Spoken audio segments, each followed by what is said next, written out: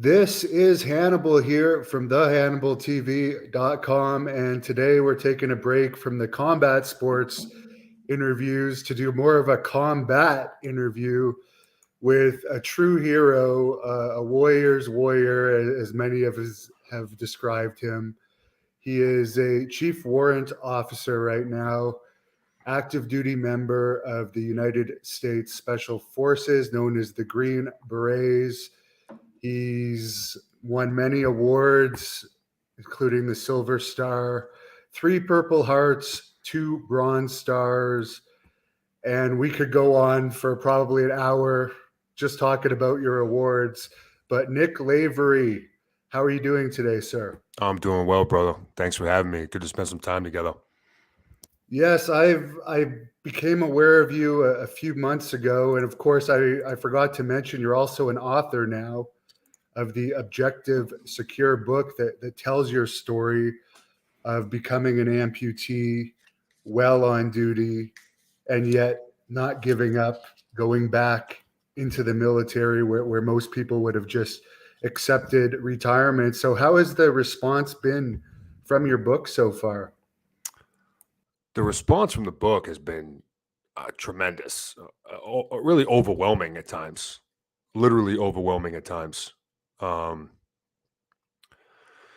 I went into this project to provide value and to give those struggling to achieve a goal, those struggling to overcome adversity while in pursuit of a goal, to give them some assets, philosophy, tools to leverage, and those systems and mechanisms within the book are the ones that I leveraged to get back to operational status, to get back to my lifestyle, to get back to doing what I know I was put on this earth to do.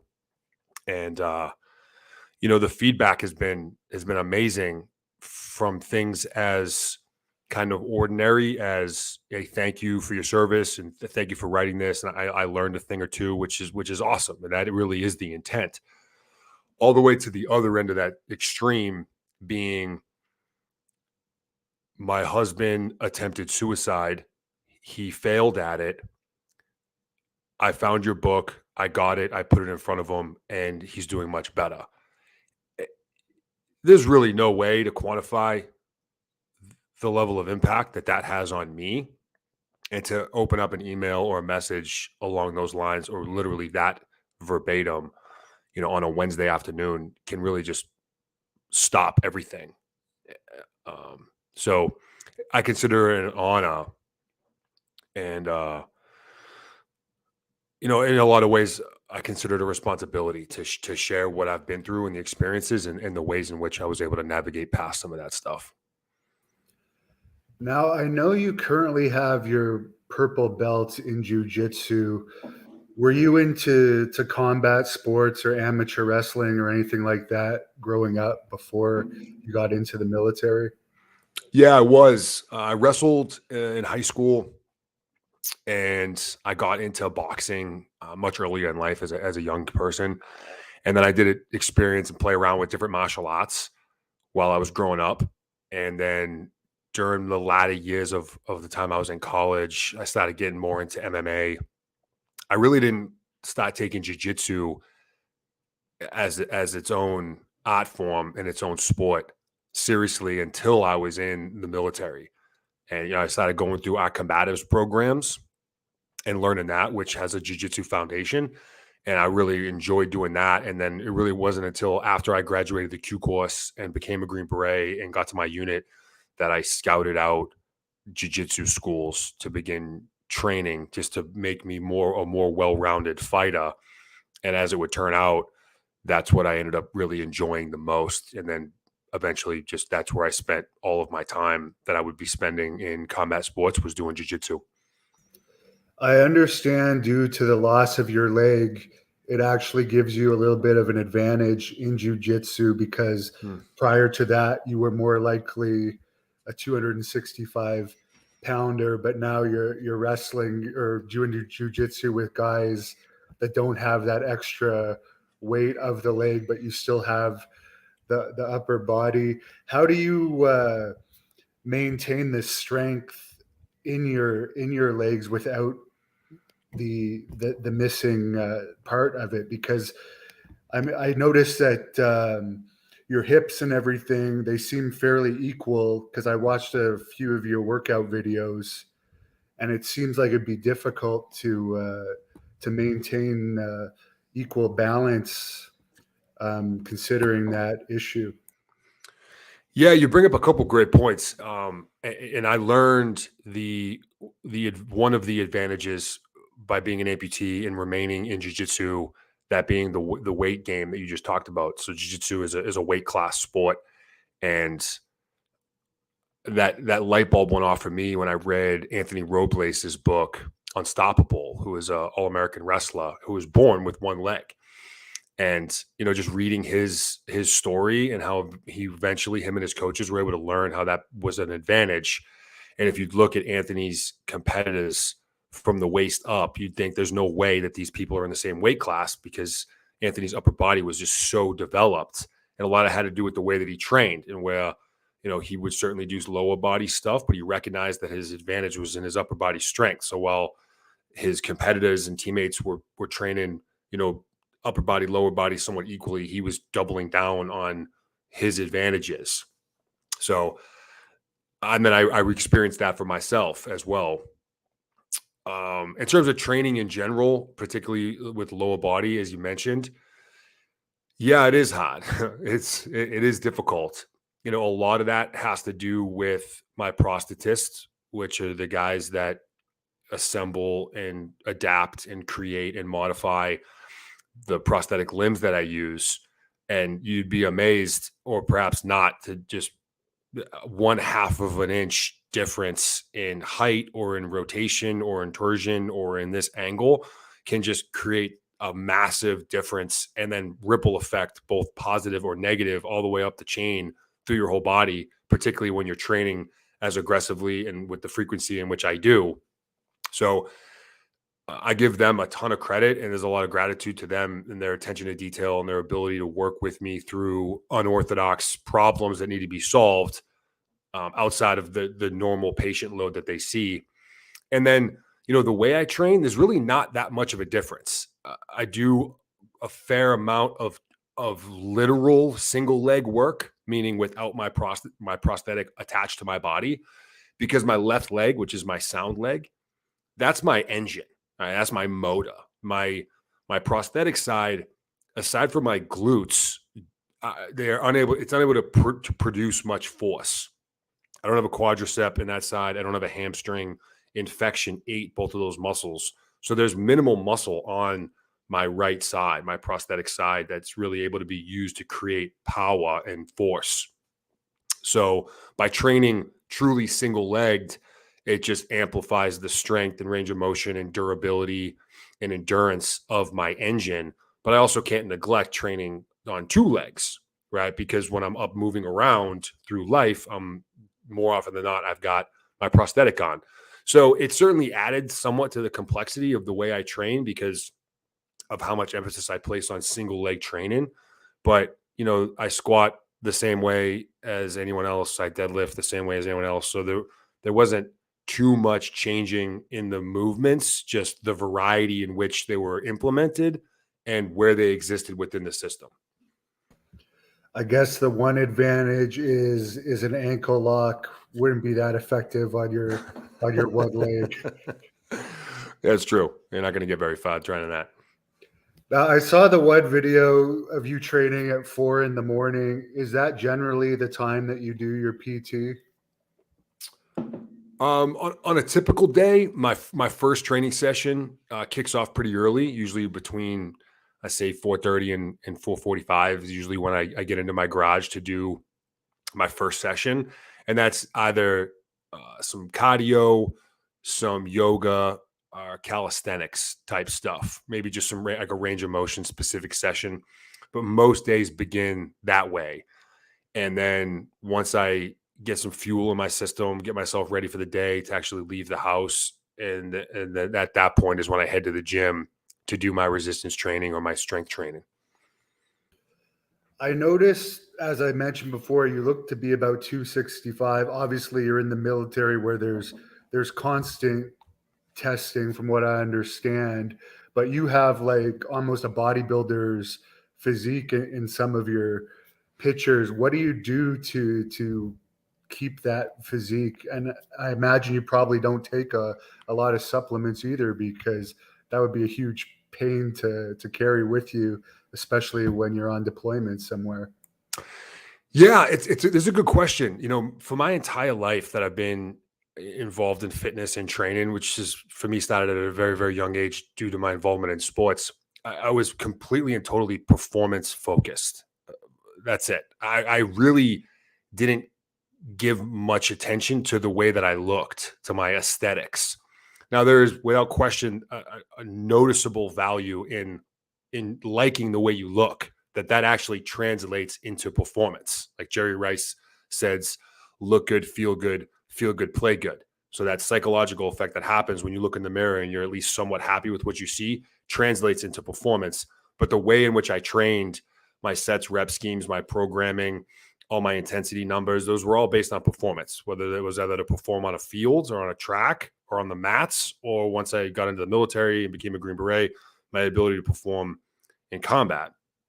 That has just real recently changed, um, mostly based on the transition I've made recently within work. So my entire career, aside from the 2 years in which I was in the hospital and then working through my recovery to get back to a team, my job has been that on a detachment, on a Special Forces ODA.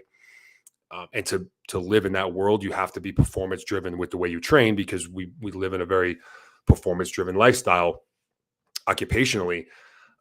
Just a few months ago was when I transitioned off of the detachment. So now I work at the company level as a company operations warrant. So just the next level of leadership, which in itself was a difficult transition. You know, most of us come into this line of work to be a team guy, myself included. So that's hard, you know, to make that transition off of the team. But it takes its toll. You know, it takes its toll physically, mentally, emotionally. It takes its toll on the family. It's a high octane, high op tempo lifestyle. And I had a great run. I did it for, you know, over 15 years. So now, because of that shift in what I do professionally, I am, for the first time ever in my life, taking more of a bodybuilder style approach to the way that I train. And this is done for several reasons, but most significantly to ease up on some of the damage that I caused and have caused to my body by training at such a high intensity, specifically for performance. Bigger, faster, stronger comes with a cost, even when you're doing it intelligently and with some sophistication. So that's a recent shift for me. But you know, if you look back on any of my photos from years ago or videos while I was on the teams or even before that, you know, yeah, you know, I've had a muscular build for most of my life. And to answer your question more acutely, even though I really hadn't been training specifically to look a certain way or training specifically for hypertrophy, my nutrition was just so dialed in that is what created the aesthetic effect, even though I was training for performance. So I would answer that question if I was to use, you know, one or two words, and that would just be my nutritional programming.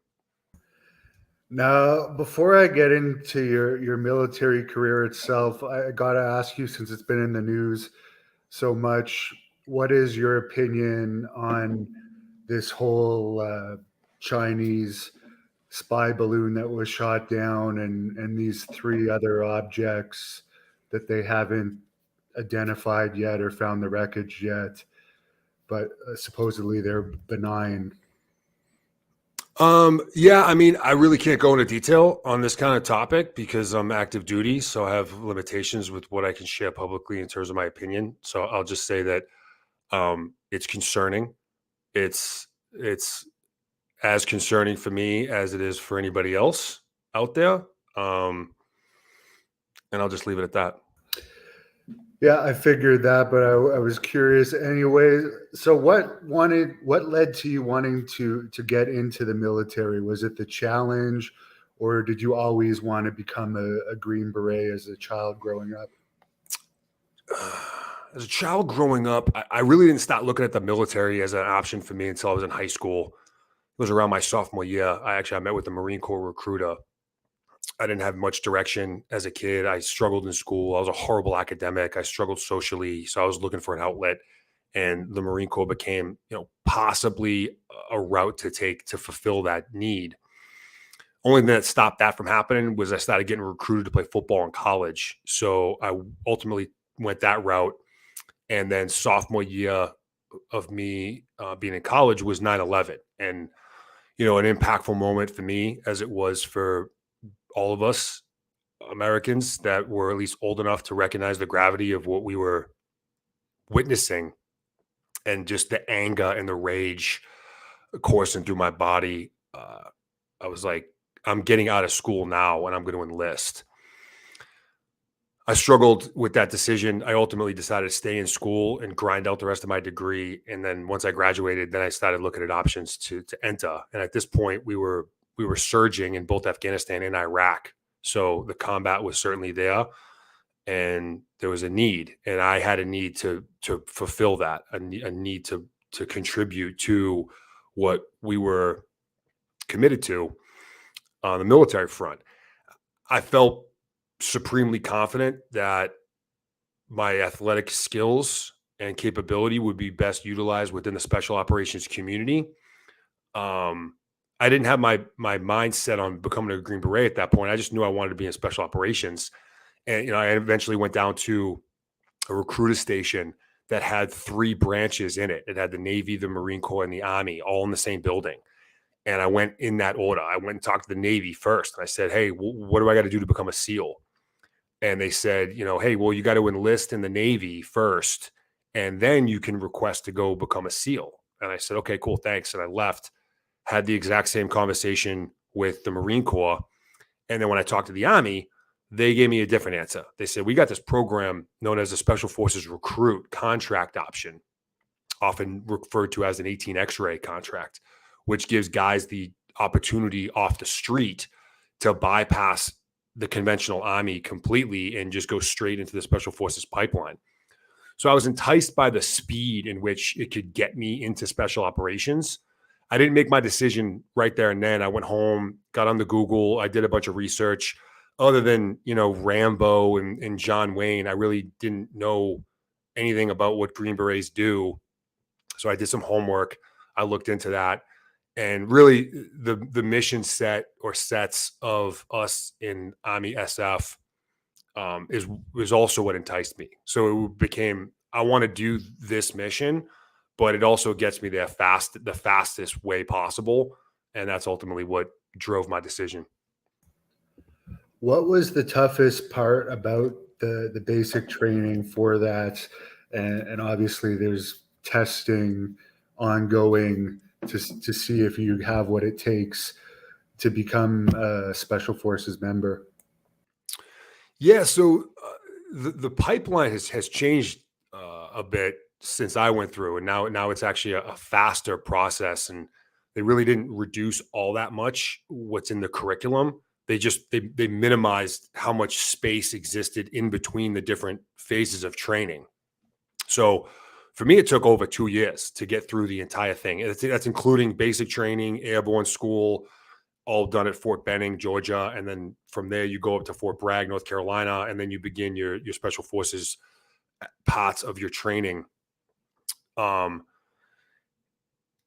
Yeah, they evaluate us on a lot of different things. Obviously, it's extremely physical. So if you don't show up ready to be able to do these physical tasks for the duration in which you need to do them, it's going to be really difficult to make it through that. Mentally, they really push you. And you would think, maybe, as I thought, that would come in the form of a lot of screaming and yelling and them inducing stress via the instructors or the cadre. And yeah, there are portions where that happens, but surprisingly to me, that really wasn't a huge part of the training process. It's more about the tasks themselves. That's what creates the stress, which is done on purpose so they can evaluate your mental capacity to deal with stress and then make decisions under stress and then act on those decisions made under stress and under pressure. there's a lot of cognitive stuff. It's part of that evaluation process as well. A lot of psychological screenings and evaluations that are done as well. So they do test us and evaluate us across multiple sectors of our performance as well as our character. And when I went through, it was essentially an 18-month assessment phase where at, at every single point, just the microscope was on you. In today's model, it's a little different where now once you are selected, you make it through selection and they determine that you have the character traits and physical capabilities to learn to become a Green Beret. The remaining training is more of a schoolhouse environment where the cadre's job is to teach you things rather than teach you and be evaluating you to that same degree. So it's certainly not easy. And I just tell people, whatever reason you have, whatever your why is for wanting to become a Green Beret or a team guy or an operator or whatever, ensure that is extremely clear to yourself, that you have that with a high degree of clarity and that it's one of authenticity. As you're actually being honest with yourself about why you want to do this, because you're going to be met with countless moments of adversity where you begin to doubt yourself and the fear sets in and the struggle sets in. And that's going to be the thing that you grasp onto. And if you're lying to yourself about why you want to do this, it's not going to be a leverageable tool for you to use in those moments when you really need it. Now, when I read Jesse Ventura's book about his SEAL training, he said the main thing he learned through that was how well you could operate on a little amount of sleep. During that 18th month special forces training, what would you say your average sleep was? And was there any periods of time where they force you to stay awake for long periods? Yeah, so I mean, it moves in phases, and every phase of training has a different intent and desired end state to create. So certainly during some phases, for example, when we're learning small unit tactics and we're in the field for weeks at a time, conducting mission planning and mission briefs and conducting operations, your sleep is without question going to be taxed.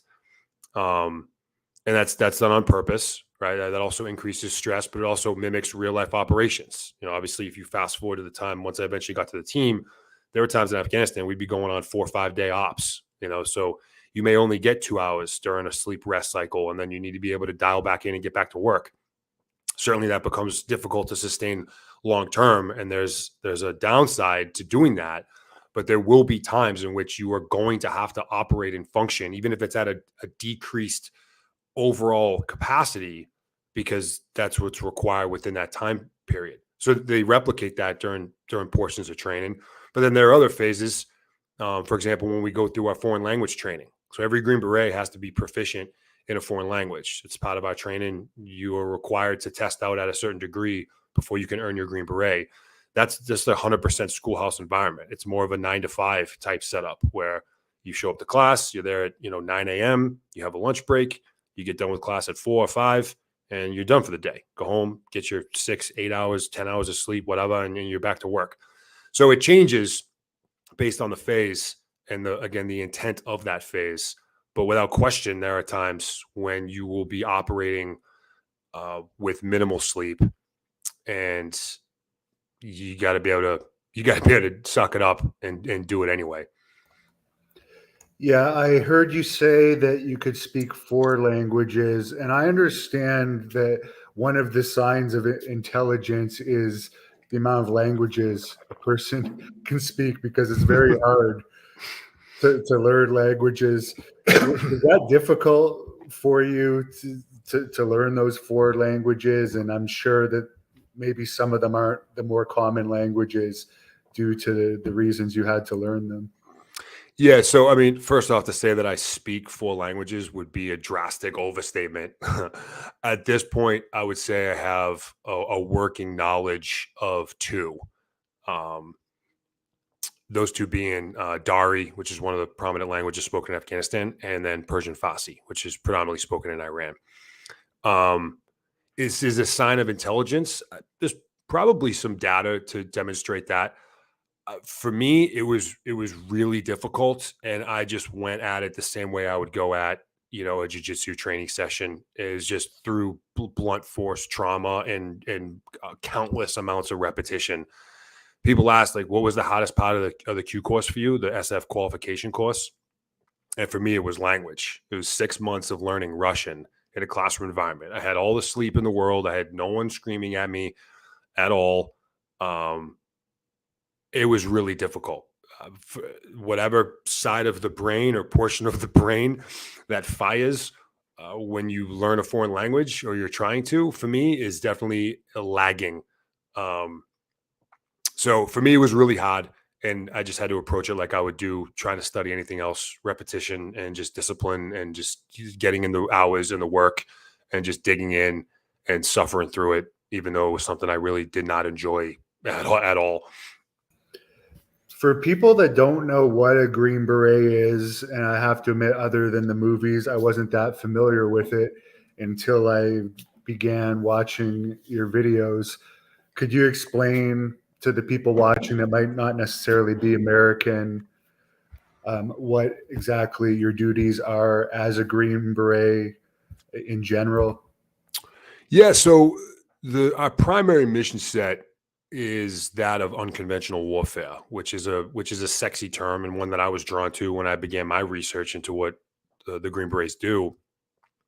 There's a lot in there to unpack, but really at its root, or at its core, is we're considered force multipliers, which means that we do our operations with and through indigenous personnel. So it is extremely rare for a Green Beret or an ODA, a team of Green Berets, to go someplace operationally to do something by themselves. It doesn't happen often. That's by design. We've got a lot of military units and other units within special operations that work what we call unilaterally, which just means by themselves. We are the opposite of that. We make our money and we are paid to go do a job with and through locals. So, because of that, we really have to be teachers. We have to be teachers. We have to be able to teach skills to others. Hence the need for a foreign language.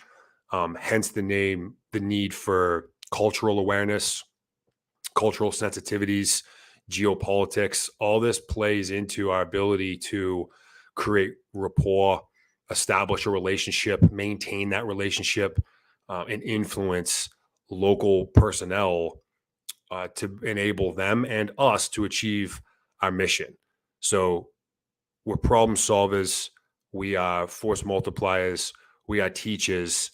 But in order to be able to teach something, you have to be really good at it yourself. And that's where, of course, I'm biased, but it does separate the Green Berets, even just doctrinally, because you have to be really good at it yourself to then be able to teach it. But the act of teaching it itself is also its own skill, right? There are a lot of people out there that are really great at a particular craft, but they're not great teachers. It's an entirely separate skill set.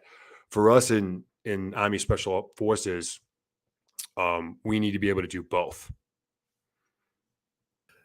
Now, as far as being a problem solver, I imagine that has led to increasing your problem solving skills in everyday life as well. Absolutely. Yeah. I mean, the way that I've taken what I've learned in within my time in the military and with Army Special Forces and applied that to my own life, it exists across all facets of who I am. And that's probably natural, regardless of what you do. If you spend a considerable amount of time doing it, you're gonna draw from that and whatever you learn and apply it elsewhere. So I've really operationalized, my life in general, both in terms of me as a husband and as a father, and now as a business owner, um, outside of the military. And really, my process to get back to the team, I was able to leverage what I learned as a Green Beret on a team, and take those same methodologies and philosophies and tools and apply them to my journey back.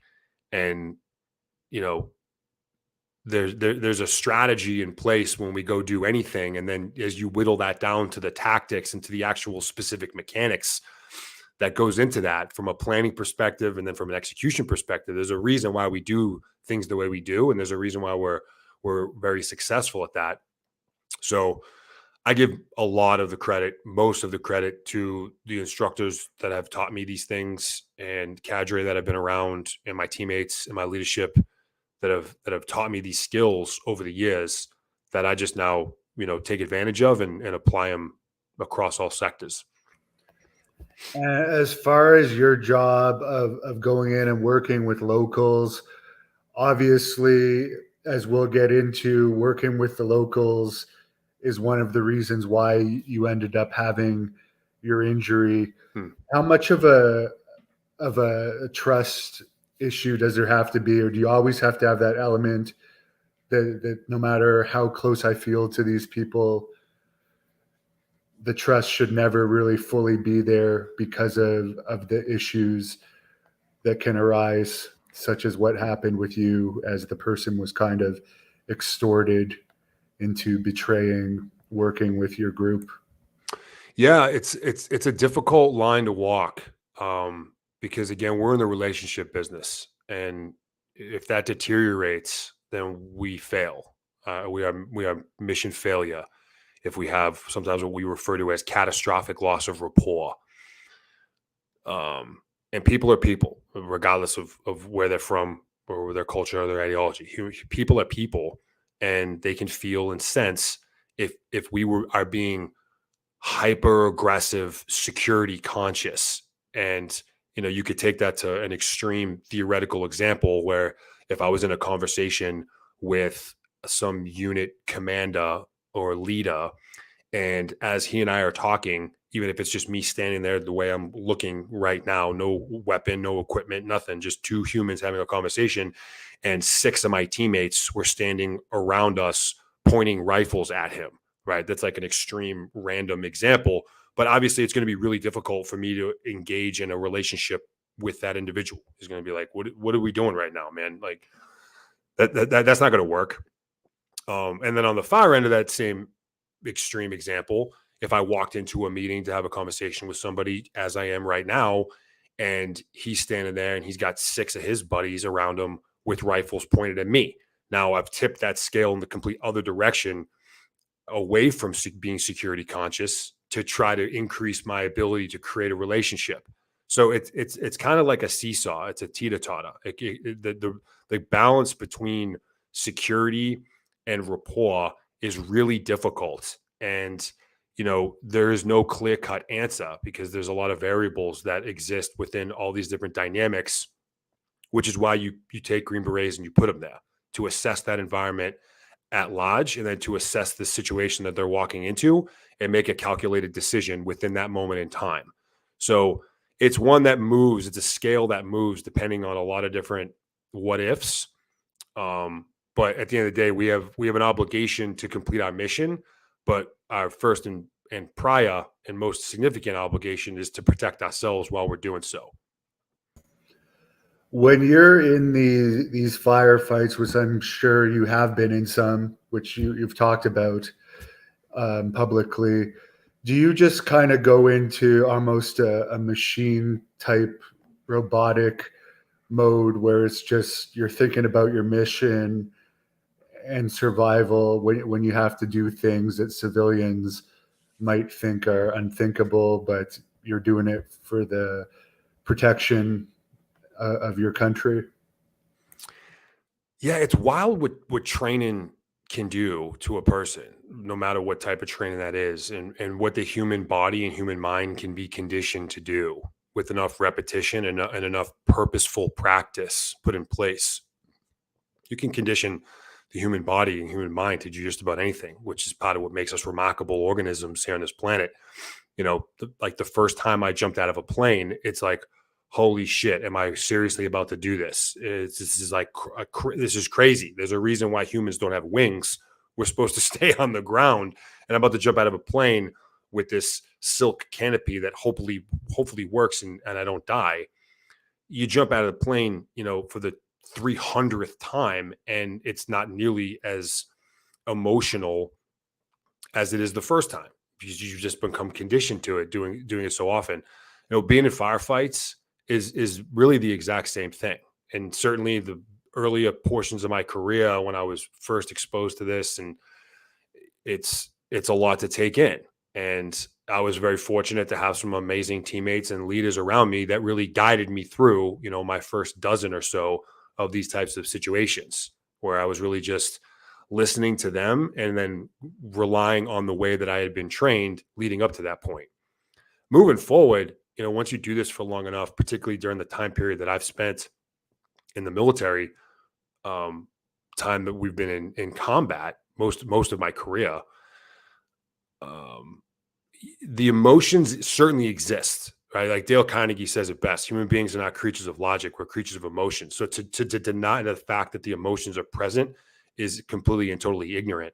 But our ability to gain control over those emotions, to then make more calculated decisions, that's the skill that is developed and earned over time, from exposure, experience, and then a certain level of expertise, which are three different things.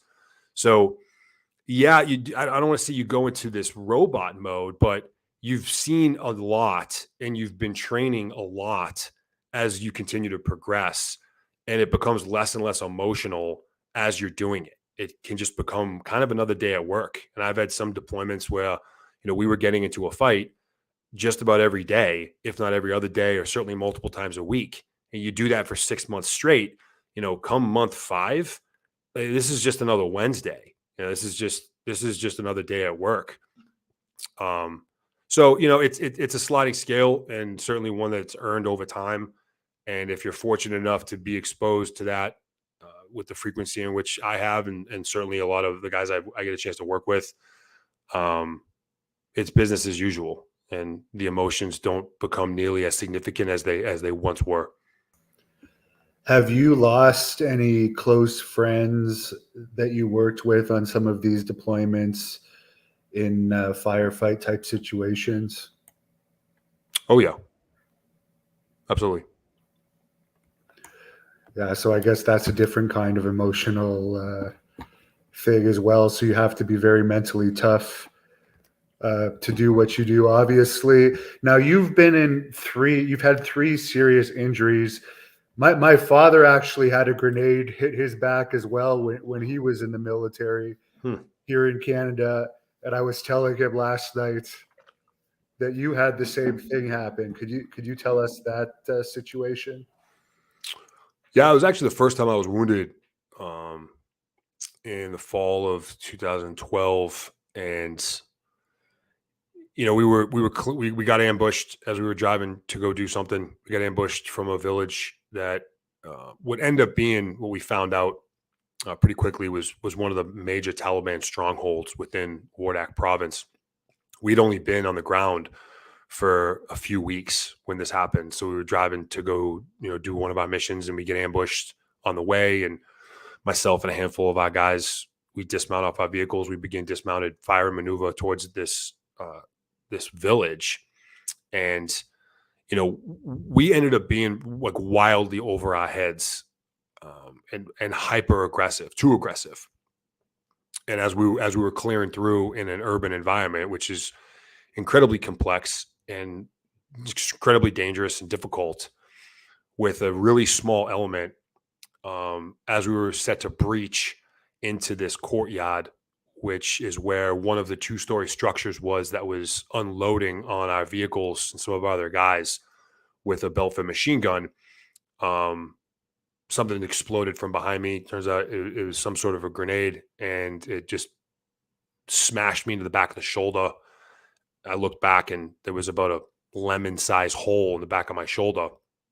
And this was the first time any of us were any kind of seriously wounded. In comparison, this really wasn't all that serious of an injury as we progressed within this deployment, where guys were losing limbs and guys were being killed. This was a paper cut compared to what we would eventually have to deal with. But it was the first time any of us had been wounded. So it was kind of this holy shit moment. I wanted to continue doing what we were doing. We fought our way all the way to get to this this building and we were there, and I didn't want to abort the mission because of what happened to me. One of my teammates came over, he slammed some gauze into it, grabbed an ace bandage, wrapped it up with a pressure dressing, and it was fine. I was good to go, but our team sergeant was there with us, and he said, no, let's get out of this situation and let's get back to one of the vehicles and kind of reconsolidate and then take a closer look at what we're doing. It's impossible to know what was on the other side of that door that we were about to breach. It could have been a really bad day. I'd like to think that my injury, which is as minimal as it really was, could have perhaps saved some lives, because again, we were a little over our head on that day. So it was an important learning point for all of us, particularly for our detachment leadership, to be taking a little bit more calculated moves here, because not only were we operating in an environment that had a lot of enemy activity, but these guys are fighters. Like Wardak province, Afghanistan historically is known for having some extremely resilient fighters. These guys will dig in and they will duke it out with you, and they know what they're doing. So that was a wake-up call for us that we took that lesson and applied it moving forward. What is the medical care like over there for the Americans? It's got to be pretty good considering the danger you guys are putting yourselves into for the country. Yeah, I mean, now it's wildly different than it was when we were over there. At the scale in which we were, my time in Afghanistan, my first time in was in 2011, and we had some massive bases over there. Bagram was one of the bigger ones. We had a big one up in Kabul, had another one down in Kandahar, down south, and the medical hospitals that were at these locations looked like a hospital that you would walk into in the States. I mean, they've got everything, all the assets, all the toys, all the resources, all the professionals. There's really no difference than walking into a hospital down the street from wherever you live right now. And then there are also, medical assets that would operate out of more austere environments, more remote areas, because we had teams, all over the place. So different medical configurations in different locations based on the tactical need and what's available on the ground for them to leverage. But there are some medical assets and teams that are literally trained to perform surgery in a moving vehicle while taking fire. So you've got the extreme ends of what's possible medically like that. And then you also have got, just your run of the mill typical hospital environment that has all the staff and resources that you would need there as well. A fan on here that's also from Boston wants to know if you get insulted when people say the war was for nothing because the Taliban immediately took back power and there's now no education for females past middle school, which I'm just reading the comment. I'm not familiar with the situation. I mean, I have to reserve my opinion on the strategy decision-making of that, but do I get insulted when people say that? No, I don't get insulted by that whatsoever. I can completely understand having that opinion. But no, I don't get insulted. I know why I chose to go over there. And again, this was the fall of 9/11. People were going. And I felt an obligation to be one of those that was being sent. If you're sending someone, cool. Like, I'll be one of those that's going. And then very quickly after that, while that reason remained with me, it still remains with me to this day, but very quickly it becomes more about the guy to your left and right. And that's perhaps cliche. You hear that a lot with military personnel, but it's absolutely true. Certainly with me, they're the reason why you're there. And what you're being tasked to do with, the orders that you're given, you may have an opinion on those, probably because we're humans, but we have an obligation to execute regardless. And if you decide to own that, then your reason for doing what you do is about the person next to you. And that will remain with me regardless of what strategic decisions are made or not made. the overall end effect of decisions like that, whether it's in the moment or 20 years later, I can look back and say, while I understand the frustrations that people may feel, I know why I was there and I have zero regret with any of it. And the second big thing that happened to you, which is hard to tell because you actually have a baby face somewhat, is you were actually shot in the face, which I guess it sounds worse than it was. And also, you had someone good working on you after to fix it. Mhm. But could you explain how you survived that? Yeah, I mean, obviously, I got really lucky. Thank you for the baby face comment, by the way. I don't think I've heard that in a long time. Um, I got real lucky, AK-47 round. It just grazed my cheek. You may not be able to see it on this lens. It looked ugly. It looked like a zombie had taken a bite out of the side of my face, and it bled a lot because it clipped an artery. But obviously, I got really lucky. Another inch or so to the right, and I probably wouldn't be having this conversation right now. Um, and I did get lucky with the medical treatment that I was able to get. So hours and hours later, after we were done dealing with this firefight that we were in, I eventually got a helicopter and went to Bagram to see a doctor. And there was this Army reservist doctor who was on his deployment, his rotation.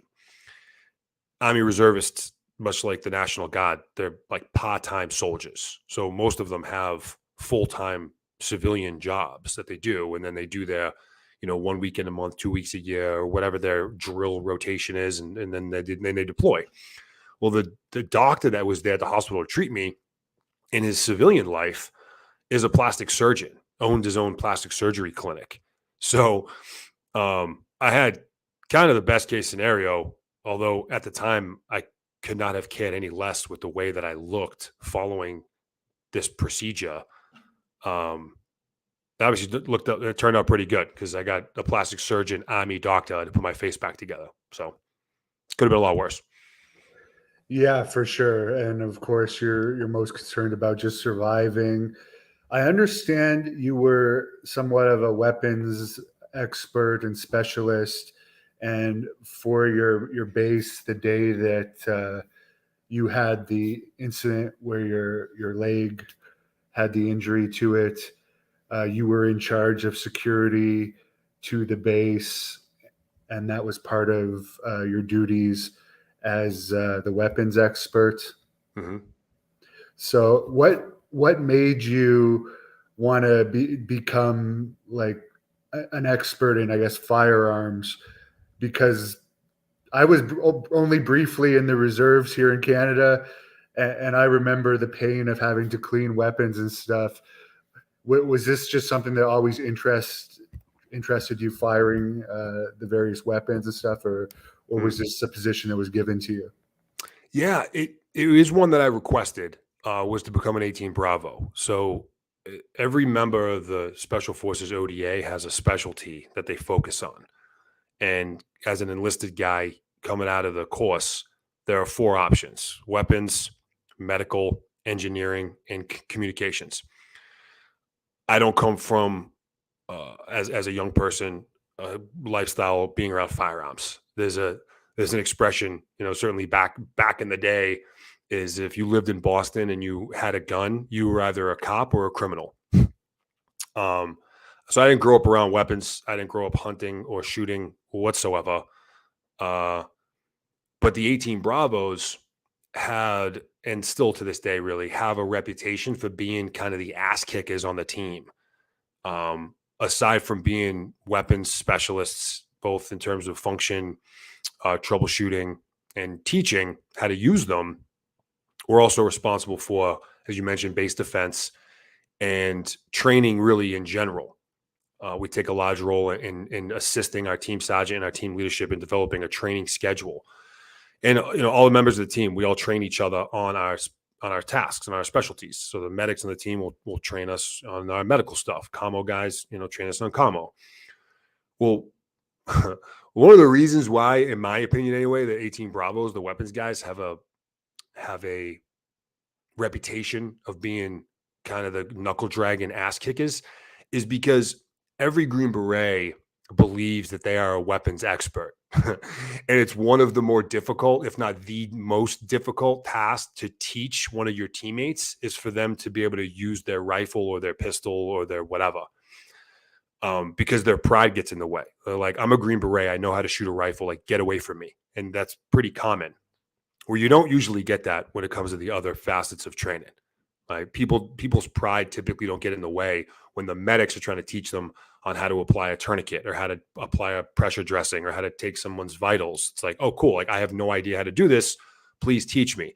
You walk up to a Green Beret and say, you're shooting your rifle wrong. Like, that is oftentimes not accepted very well. So I think that that's part of the reason why the Bravos have had to develop this kind of aggressive training character in order to be able to communicate their job to other elite special operations warriors. So that's really what drew me to wanting to become an 18 Bravo, which is why I requested that upon being selected. And ultimately I was granted that. So could you go through that day? I guess it started as a security breach with your attackers, which were really turncoats that you've been working with, and it turned into a full-on ambush soon after the initial attack where you were wounded. Yeah, so we had developed an SOP, a standard operating procedure, where if we were doing a large scale operation that would include members of the conventional military or the conventional police force, in addition to our dedicated commando unit. So we had a dedicated Afghan commando unit that lived with us, that we did most of our work with. But there would be times in which we would bring some of these conventional guys with us. We developed an SOP that these guys would show up to our compound if that's where we were going to meet them. And just the leadership of those elements would come into our motor pool area, which is just a word for, a parking lot. The leadership would come in and we would tell them what we were doing. And then they would go relay that to the rest of the troops that would remain outside of our wire. And that was really done just to minimize how many people were standing around us with guns that we really didn't know and spend much time with. We would train these guys, every now and then. We would go on operations with them every now and then, but there were hundreds of these troops and we didn't know which ones we were getting on any particular day. So it was just a security protocol we put in place, because that's a very vulnerable position for us to be in when we're all lumped together at one place at one time. And on this particular day, the leadership comes in, as well as a Ford Ranger pickup truck drives in to our compound. And I noticed it right away. Most of my team noticed it right away. Although myself and the rest of the Bravo section, we build the base defense plan. Everyone knows it. So it stood out. It certainly stood out to me. Immediately I see this and I'm like, yeah, that's a threat. That's a problem. They're violating our SOP. And now I'm at a decision point. We talked earlier about the balance between security and rapport and how that can be really difficult. It's important to note that this was on the very back end of our deployment. We had been there for 5.5 months. We only had a couple, 2-3 weeks left. So it's really easy for complacency to set in because of what you've been exposed to and because of the conditioning that has been set. You've seen wild things happen almost daily for that amount of time.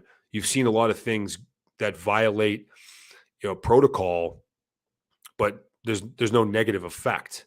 And when that compounds over time, complacency can become a very real threat. In this particular scenario, I made a deliberate decision. I gave myself, it was 2 options. I was either going to go address this problem right now and err on the side of security, or I would wait and take a more diplomatic approach, get done with the work for today. And then I'll talk to my detachment commander. He'll talk to that individual's leadership. And then that's how we'll correct this problem moving forward, which is ultimately the decision that I made and one that I have to live with for the rest of my life.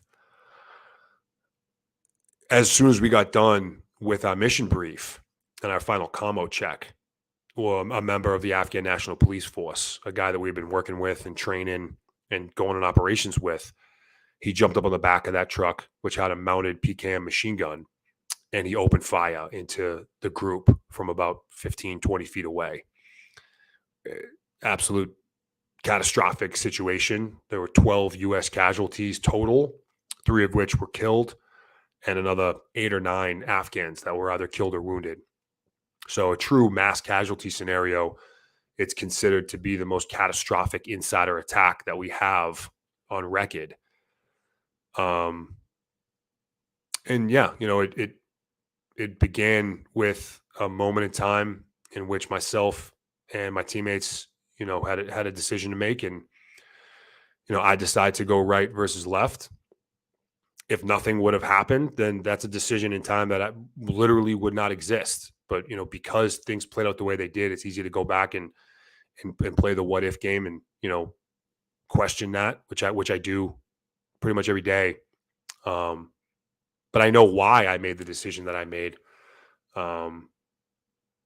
It's unfortunate that obviously it played out the way that it did. And if I could go back in time and undo some stuff, then obviously I would do that. In the end, you're helping a lot of people with your story. But as far as actually taking the fire yourself, at first was the pain there right away, or were you in such an adrenaline rush of trying to protect everyone in your group and just survive that you didn't even realize how serious your wounds were at first? Yeah, no pain at first, impact. And from a weapon like that at that range, it feels like you're getting hit by a truck more so than like a piercing sensation. So it was just impact. And then I was on the ground, and then I felt another 2, 3, 4 impacts to my legs. No pain at that point. Adrenaline is surging, and we're now in the midst of a full on ambush, massive gunfight situation where we got machine gun and rockets, and it's just an absolute disaster of a scenario. I really didn't feel any pain until I began treating myself, probably 8 or 9 minutes after I'd initially been hit. And really, when I say treating myself, I originally put on a couple tourniquets, which I got on my body within probably 2 minutes. But even with what ended up being 3 tourniquets on my leg, the bleeding hadn't stopped. Confirm that I needed to lift my leg up off.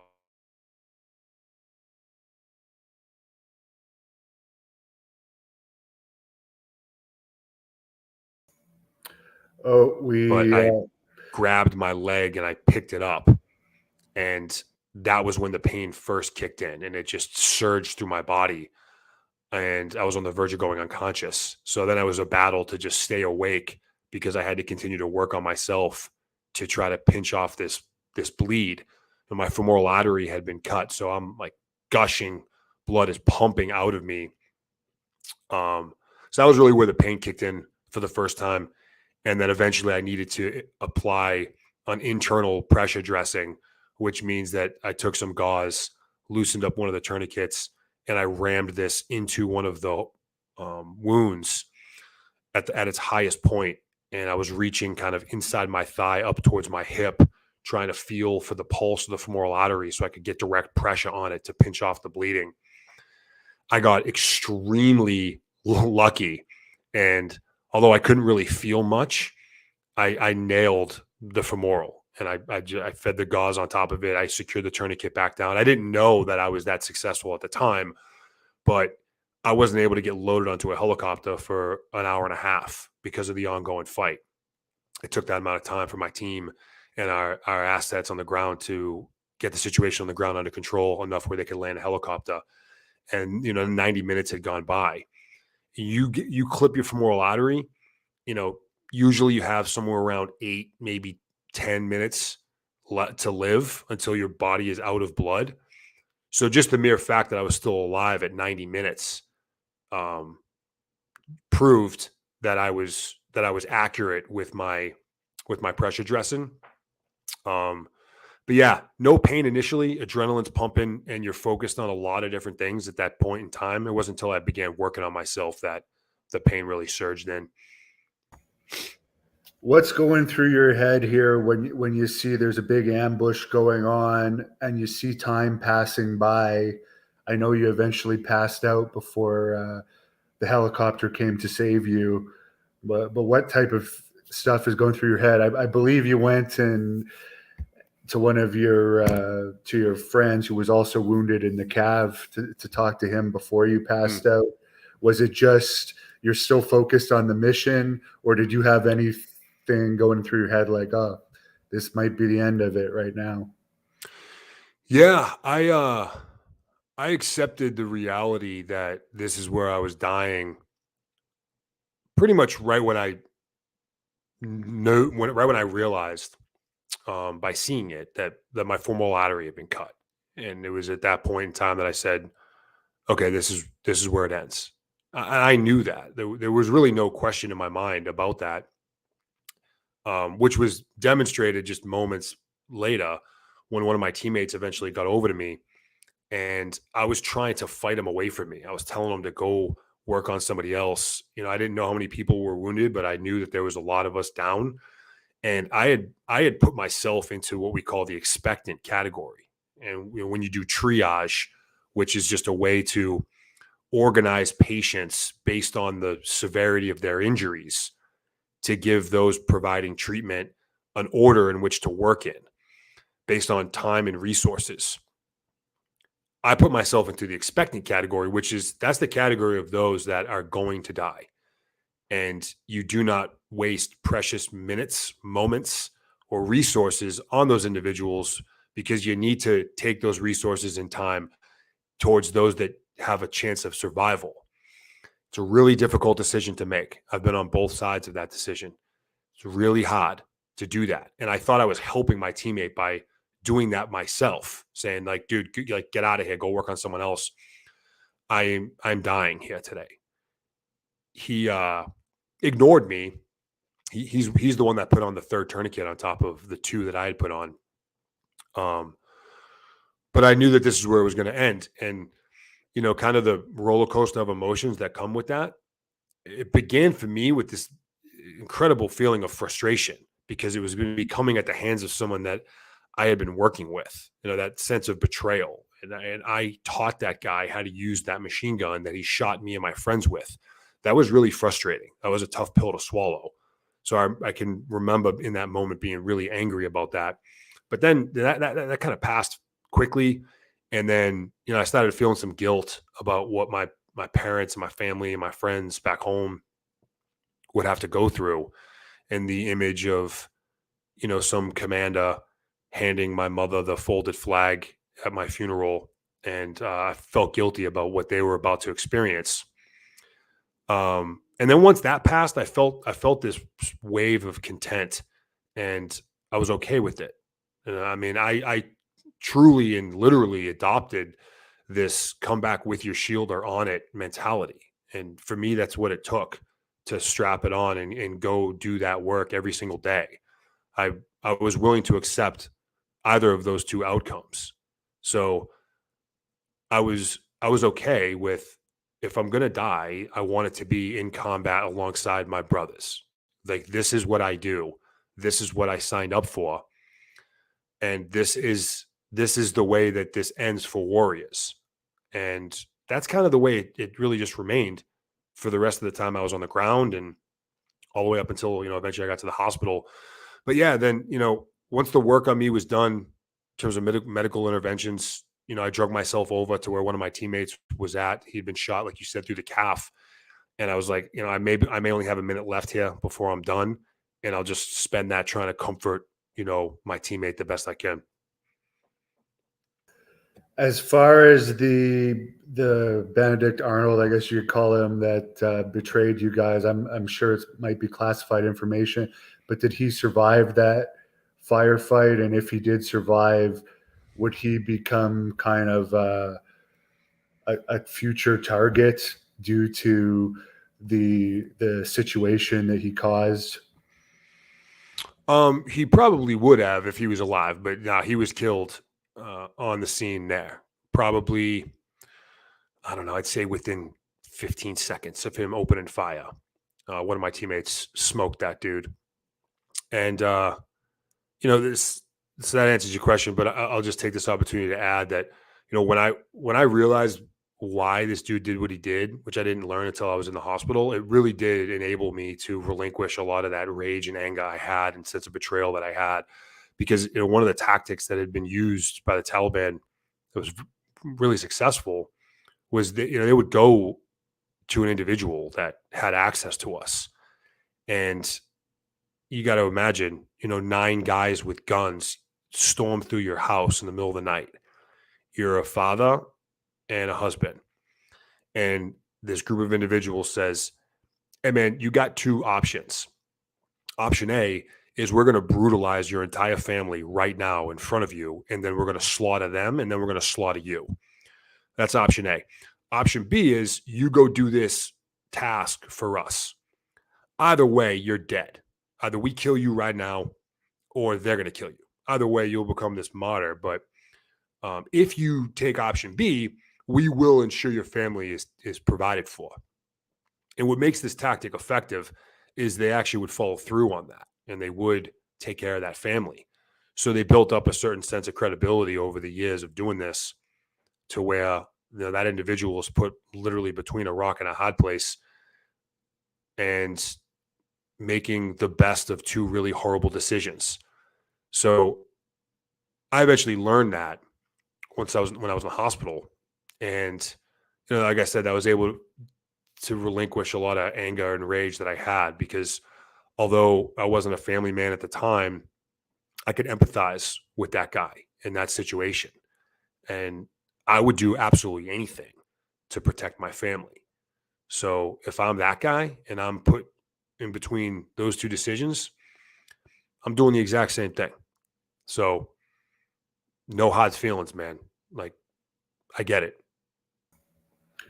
Now, it wasn't over for you once you were picked up in the helicopter. You had something else happen that you are extremely blessed to have survived, but it actually put you in a coma, I believe, for a while. Can you explain that?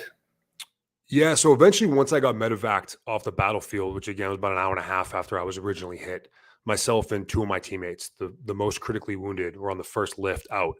They had really 2 options on where to send us. One was to Bagram, which, like I said, has a full-blown medical hospital, but it was a farther flight than this other location that had what we call an FST, which stands for Forward Surgical Team, which, similar to the way I explained, is a group of medical personnel that come together and they can do a lot of really amazing medical work just in a more austere environment outside of a hospital. It was faster. It was a faster flight to get us there. So they went with speed versus level of care, which is probably the right decision to make. They pulled me off the bird, me and 2 of my teammates, directly into the clinic. I am in desperate need of a blood transfusion. The fact that I wasn't already completely drained of blood at that point was literally a miracle. So they onboard blood. Some time goes by and my entire body begins to crash, and they aren't sure what the problem is, but they know I need to get to Bagram. So they put me back on a helicopter and they fly me to Bagram. It's about a 9-10 minute flight.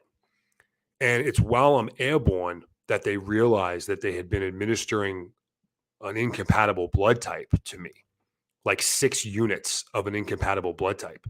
And the only reason why they realized this is they went to switch out the blood that they had been giving one of my teammates. We have very similar last names, and they realized that they were giving him O positive, even though he's AB negative. And they said, oh, wait a minute, what were we just giving Nick? And they looked to see what they had given me, and they were giving me AB negative. So they switched up our names.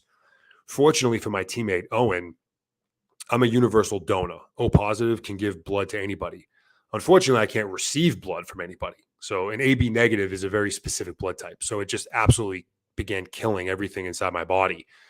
So they realized what happened. They call Bagram Hospital and they say, Nick is en route. He's maybe 6 minutes out. There's no way he survives this flight to you guys. We just pumped him full of an incompatible blood type. And they said, okay, shit.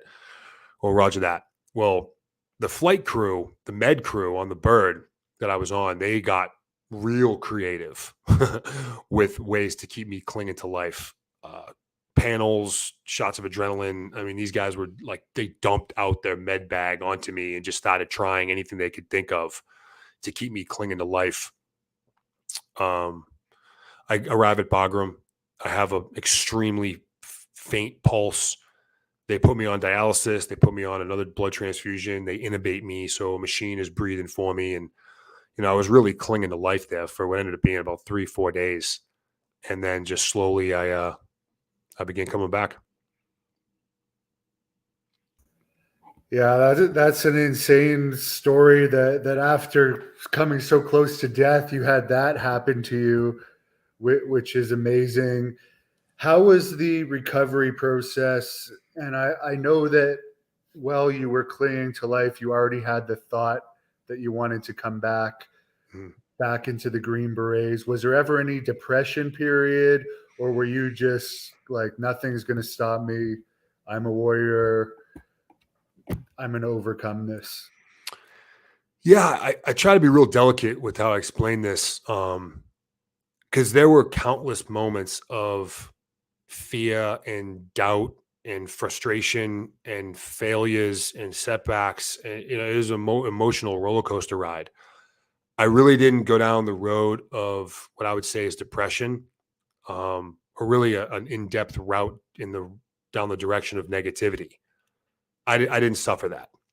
Um,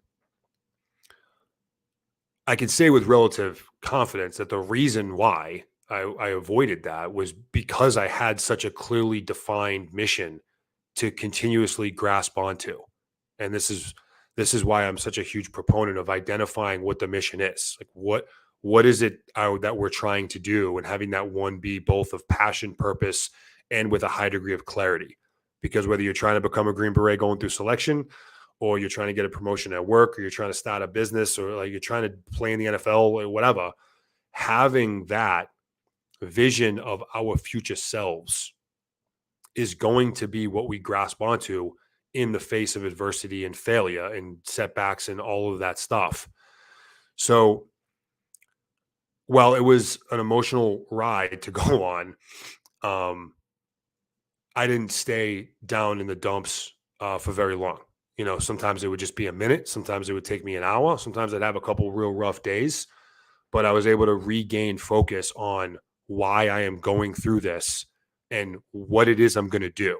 At no point did I need to determine what am I going to do. And I know a lot of people get stuck there, whether that's on the offset of trauma or just finding themselves floating through life. It's like, what am I going to do? What am I going to do? What am I doing here? Well, I already had the answer to that question, which is a huge lift off my shoulders. All roads just then proceeded to the how, which is a different question. I know what I'm going to do. I just have to figure out how. And eventually I was able to learn that through every instant that I got wrong, through every instant in which I failed, many, many times that would be me literally face down on the ground, having just taken a fall. There was knowledge within that, and a modification of my relationship with failure was happening in real time. And with enough repetition and consistency, I began seeing that value in getting it wrong and in those failures. And as long as I was able to put my pride aside and then learn from the mistake that was made, that's where the wisdom is located. And that's how I get better, is by getting it wrong. So then my greater problem became venturing into this realm of reckless, where I was so thirsty for knowledge to improve upon that I was hunting down failure. And sometimes I was setting these expectations for myself that were just insane.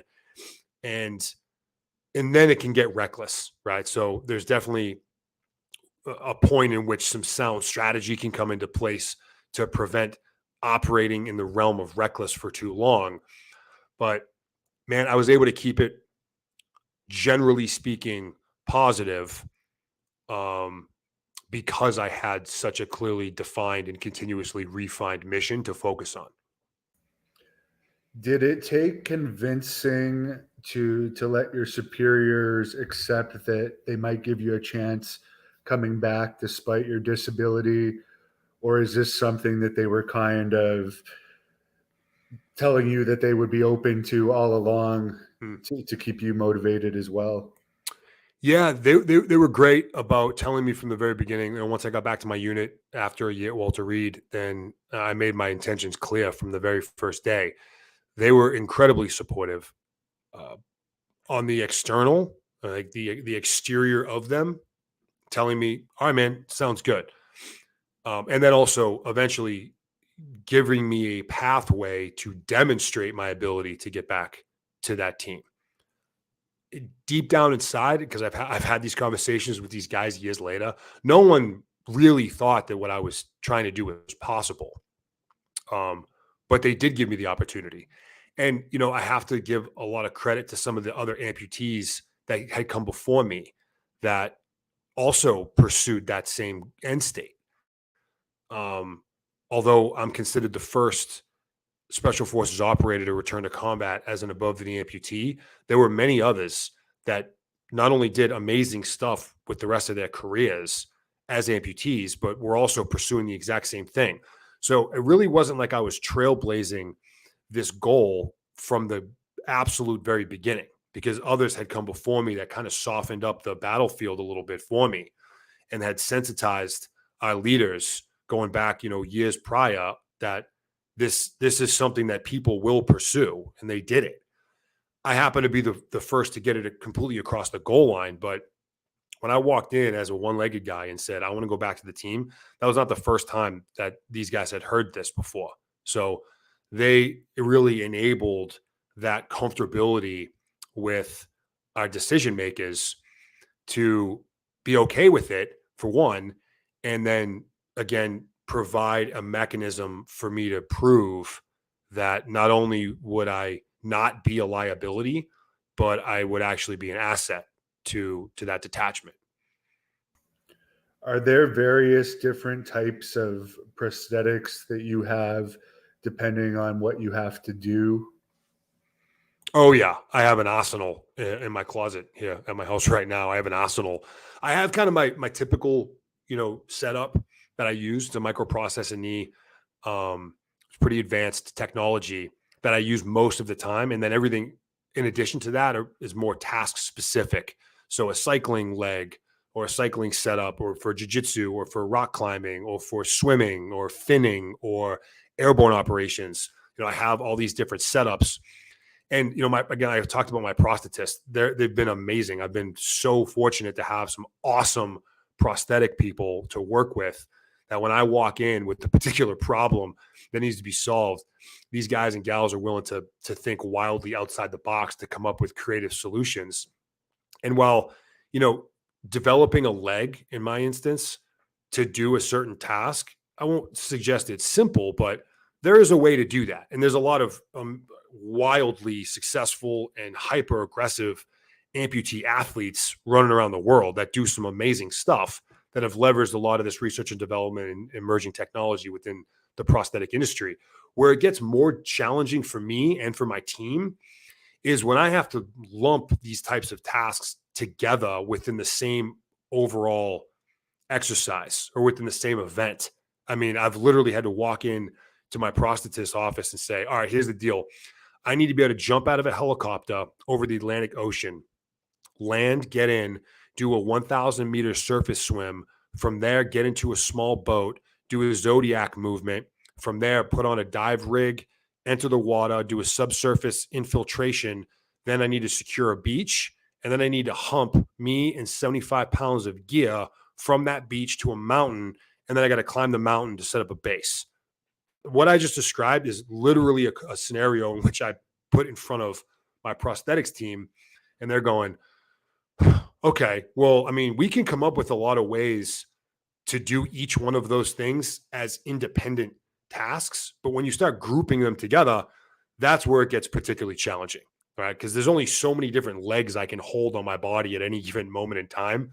So combining the different tasks during a single event is where it's really gotten difficult for us from an engineering perspective. And then also, obviously, for me, from an execution perspective. I heard you talking about having to carry rucksacks on you and the importance of training in ways to prepare yourself for that, for people that want to get into special forces. I guess when you have to carry extra prosthetics, it would actually make your rucksack heavier than normal Oh as yeah. well. Oh yeah, yeah, and then you got to get real deliberate. Ounces equal pounds, and if I'm talking about, I got to bring an extra 12 pounds or 15 pounds worth of just prosthetic stuff. I'm gonna have to get real lean everywhere else, because these are at the top of the priority list, right up there next to food, water, and ammo. So at that point, I mean, every round counts, every morsel of food, every drop of water, extremely deliberate, and that's put together based on the mission that we've got to go do, and a certain variable degree of contingencies of the what ifs, and then all the other facets of an operation. But my personal planning factors for me as an amputee were absolutely present. And then, my teammates, just amazing individuals, very quickly began adopting this as part of their planning process, and then therefore as part of our planning process. Meaning, like, if we're going to do a vehicle movement, for example, I would have the leg I would be wearing, I would have an extra one inside my vehicle, and then I'd have another extra one in another vehicle in case my vehicle was destroyed. There was another one somewhere else that I could get to, assuming I was alive and able to walk. My teammates would begin looking at my prosthetic equipment as it was cross-loaded across the entire group, just as equally important as our mortar system, our extra ammo, the extra machine guns, the food, the water, all the things that we would bring. My teammates were looking at my specific equipment needs through those same lenses. Obviously, for these missions, you're used to planning right down to exact details and ounces. But for your everyday life now, you're a father, you're a husband, you have your own company, you're doing motivational speeches, you're still an active duty member. How much planning goes into a typical day for you? Not to mention your workouts. Mm-hmm. Yeah, considerable. I take it, probably to the extreme. It's just where I'm most comfortable. I get uncomfortable looking at a day that's coming down the pipe, particularly if it's like tomorrow, and I have too much unaccounted for time, what we call white space. That makes me uncomfortable, because I want to maximize every day. So my mission planning that I apply towards my everyday life is deliberate, and it's detailed. But just like in military operations, we have an expression that's no plan survives first contact. And contact is a word meaning that we are in contact with the enemy. Typically you could visualize this like we're now in a gunfight. We've made contact with the enemy. No plan survives first contact. Mike Tyson has a very similar expression. Says everybody has a plan until they get punched in the mouth, and then things change, and you need to be able to adapt and be flexible and make rapid decisions outside of the scope of what the plan was. Knowing that for the reality that it is, the purpose behind the planning, aside from setting everyone off on a trajectory in the same direction, is because it's a known point to return to once you deal with whatever the problem is or whatever the situation that arises. Life is going to get in the way. Life does not cooperate. So you may have every single minute scheduled down to that level of detail, but life is not going to cooperate. So while it's great to have, and I'm an advocate for planning and having that sense of structure and executing on it as deliberately as possible, we have to just know going in that it almost certainly is not going to play out the way it's been scripted, like a football play. Like you got the X's and O's and then ready, set, hike. And you know what? Like this guy missed the block or this guy blitzed and I wasn't accounting for that. Like that is going to happen every single day. And it does to me as well. And I've just gotten really comfortable with taking those specific instances on and addressing them as they need to be, and then getting back onto my course of action as fast as humanly possible. and being okay with whatever time was lost or whatever energy was lost or whatever task I didn't get to. Having that degree of adaptability built on purpose, I think, is incredibly important. And as far as your book, Objective Secure, what made you want to write this book?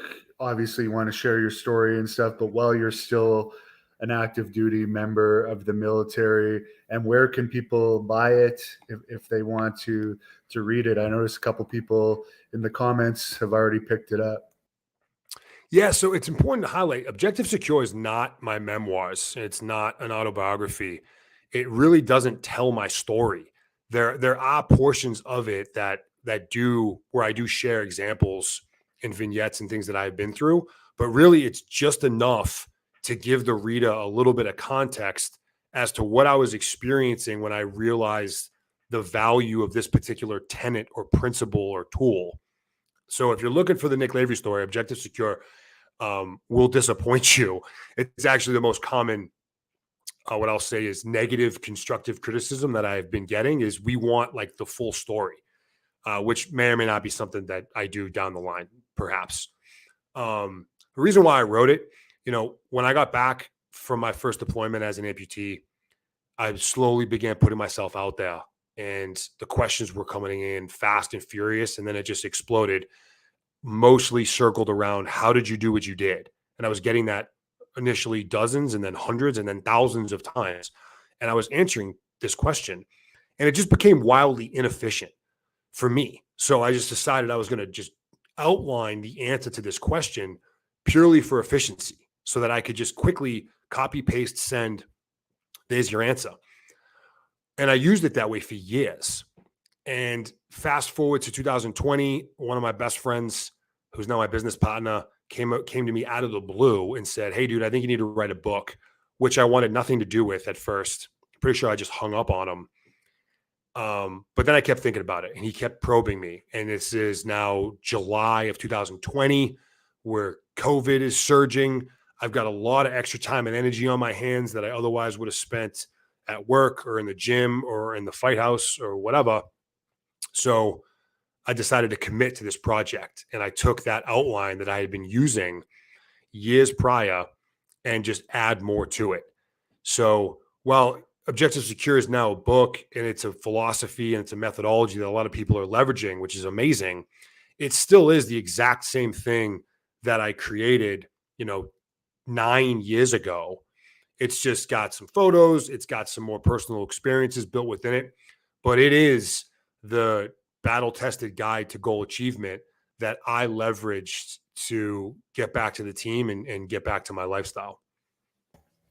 What's your best leadership advice as we wrap up here? Because I know you're big into researching how to become a better leader and the importance of it in life.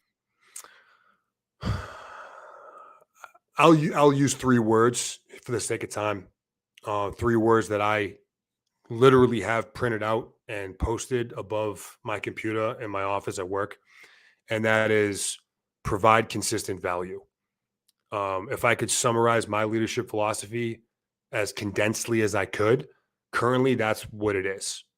Provide consistent value. And those words are there on purpose. You think of the word provide, like you're there to give your team. You may be the leader, but you work for them. You provide to those in which you lead. Consistent. It's easy to be great for a day, but if it ends there, it's not going to make a difference. I don't care what it is you're trying to do in terms of leadership. You need to show up and execute with consistency. And then value, like you're providing that consistent value, meaning that you are an asset to the organization at large.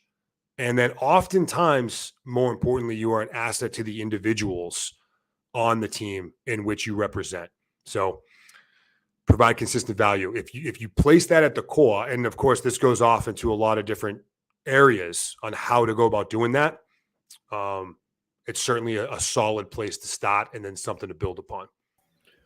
Well, very good advice throughout this interview. I appreciate you coming on. It's an honor to speak to a true hero like yourself. You have an amazing story. I'm definitely going to pick up your book, which I assume it might be an audiobook form as well these days with everyone doing that. Yeah, so you can get the printed copy, different versions of that, and PDF through Amazon. We do offer some signed copy options through our website, which is machinenick.com. And then our audiobook just went live about 2 weeks ago. So, and on the audiobook, we added more content in addition to what's just in the text. So I actually expound upon some of those aspects in the audiobook as well. So it actually is really its own unique product. Very good. Well, those audiobooks are great for productivity. You can listen Absolutely. to them while you train. So I'll let you close this off with whatever you want to say to the fans. Thank you very much. You're a very inspirational person, and thank you for your service. I appreciate it, Devin. No, man, it's good to connect. Good to get some time together. I'll just say the only limitations are the ones we place on ourselves and the ones we place within our own minds. And I challenge you listening to this right now to break past any of those potential barriers that you have created on your own. Thank you for watching the Hannibal TV. Please like this video if you enjoyed it.